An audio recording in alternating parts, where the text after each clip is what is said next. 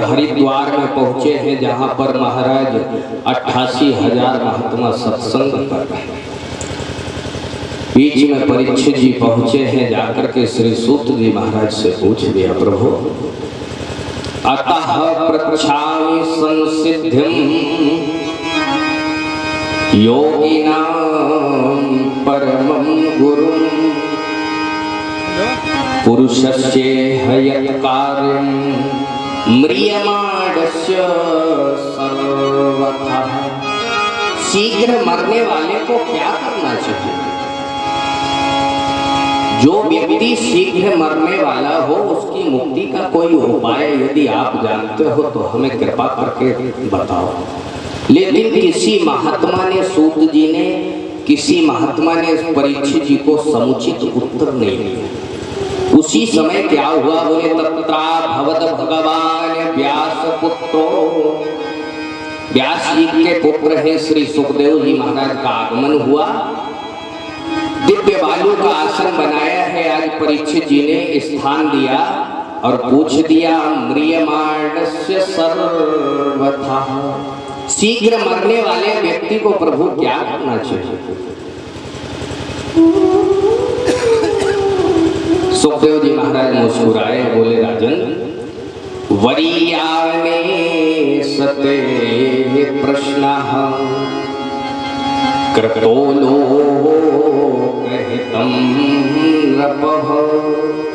ते प्रश्नः वरीयान कृतो लोकहितं नृप। हे राजन, तुमने ये जो प्रश्न किया है इससे आपका कल्याण नहीं अपितु पूरे संसार का कल्याण है। राजन, तुमने बहुत समुचित प्रश्न किया, अपने लिए नहीं किया बल्कि इस पूरी सृष्टि के लिए किया।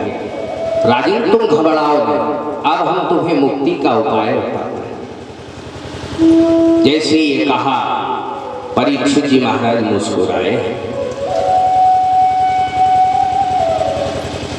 परीक्षित जी जैसे ही मुस्कुराए हैं, सुखदेव जी महाराज कहते हैं, राजन तुम घबराओ नहीं। तुमने अभी खट्वांग, सूर्यवंश के राजा हैं खट्वांग, इनका चरित्र नहीं सुना? परीक्षित जी ने हाथ जोड़ लिए, प्रभु अभी हमने खट्वांग का चरित्र नहीं सुना। बोले अभी तो तुम्हारे पास में 7 दिन बकाया है। खट्वांग महात्मा ने तो 2 मुहूर्त में अपने परलोक को सिधार गए थे।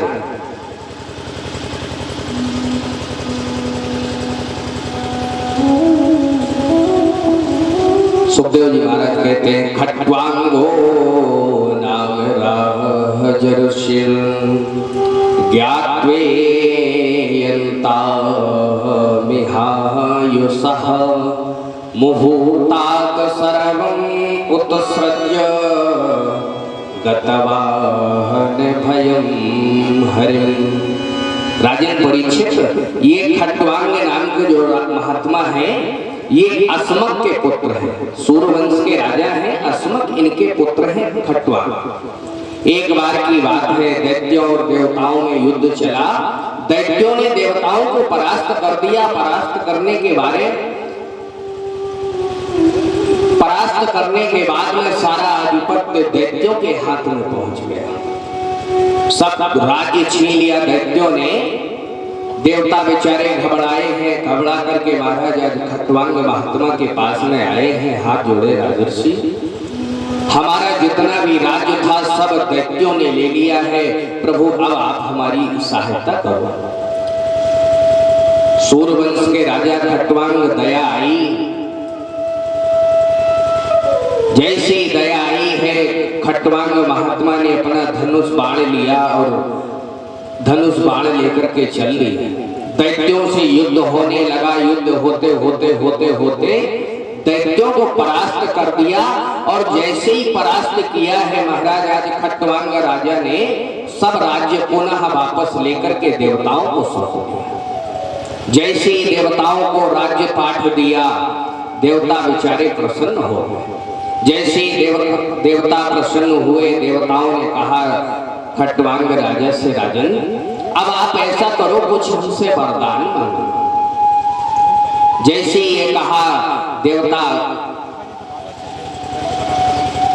खट्वांग राजा मुस्कुराए, बोले अभी अभी हमने तुम्हें राज्य तुम्हारा वापस कराया और तुम हमसे कह रहे हो कि हम कुछ वरदान मांगे। हाँ हाँ राजन, तुम कुछ वरदान मांगो, तुमने हमारी सहायता करी है तो हम तुम्हें कुछ वरदान देना चाहते हैं। जैसे ये कहा खट्वांग महात्मा बोले, प्रभु यदि आप हमें वरदान कुछ देना ही चाहते हो तो सिर्फ वरदान ये दो कि ये बताओ कि हमारी मृत्यु कितनी शेष रहेगी। जैसे ही देवताओं से कहा, देवताओं ने ध्यान लगाया और ध्यान लगा करके देखा है कि खट्वांग राजा की 2 मुहूर्त अभी मृत्यु शेष है। ध्यान लगा करके बताया, राजन अभी तुम्हारी 2 मुहूर्त मृत्यु शेष है, तुम क्या चाहते हो? 2 मुहूर्त शेष है प्रभु, तो एक मुहूर्त में हमें यहाँ से उठा करके और सरयू के किनारे पहुंचाओ। एक मुहूर्त बचा है राजन, तुम्हारे पास में जाओ, मैं तुम्हें सरयू के किनारे पहुंचाता हूँ, और दूसरा मुहूर्त जो बचा हुआ है उसमें तुम क्या चाहते हो?